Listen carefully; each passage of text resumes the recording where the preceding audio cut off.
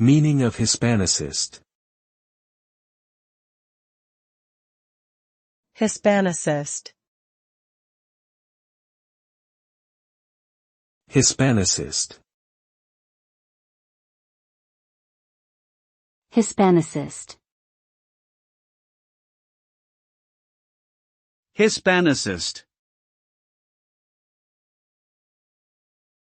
The term Hispanicist refers to a scholar or expert in the field of Hispanic studies, which encompasses the cultures, languages, and histories of the Spanish-speaking world.